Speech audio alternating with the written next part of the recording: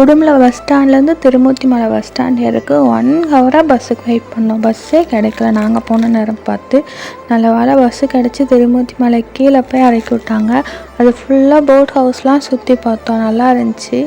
மலை சூப்பராக இருந்துச்சு. அப்புறம் அங்கே ஒரு குட்டி கோயில் இருந்தது. அந்த குட்டி கோயில் இடத்துல கீழே உட்காந்து எல்லாத்துக்கும் பசி நேரத்துலேயே பஸ் ஏறினால அப்படியே சரி கொஞ்சம் நேரம் தண்ணி பார்த்துட்டு அப்படியே இருக்குது. நாங்கள் கொண்டு வந்தோம் சாப்பாடெலாம் சாப்பிட்டு முடிச்சுட்டு சரி மெதுவாக பஸ் வருமானு வெயிட் பண்ணிக்கிட்டே இருந்தோம். கொஞ்சம் நேரம் பஸ்ஸு வரல. அதுக்கப்புறம் மெதுவாக போயிட்டு சரி மேலே போகலாம், டேமுக்கு போயிட்டு வரலாம் அப்படின்னு சொல்லிட்டு கீழே நம்ம மேலே படிக்கட்டு ஏறும்போதே நம்மள்ட்ட 5 ரூபா கேட்பாங்க.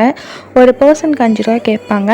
அந்த 5 ரூபாயை நாங்கள் போன எல்லாத்துக்கும் சேர்த்து காசு கொடுத்துட்டு நாங்கள் மேலே ஏறுறோம். ரொம்ப நேரம் ஆச்சு மேலே ஏறுறதுக்கே.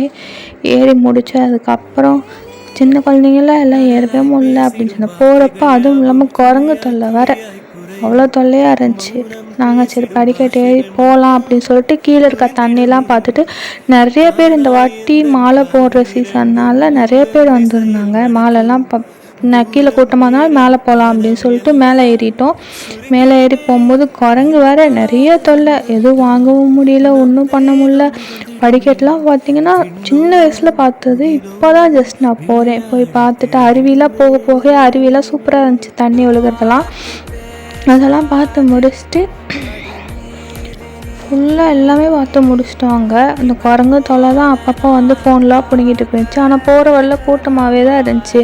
எல்லாருமே மாலை போட்டிருந்தாங்க. அது போகிறதில் ஒரு வீடியோ எடுத்து குரங்கு என்ன பண்ணிட்டு இருந்துச்சுன்னு பாருங்கள். வீடியோ எடுத்து முடிச்சுட்டு மயிலாக இருந்துச்சு.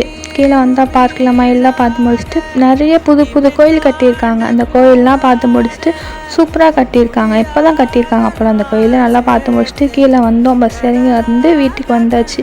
ஓகே பாய், நெக்ஸ்ட் விலாகில் பார்க்கலாம்.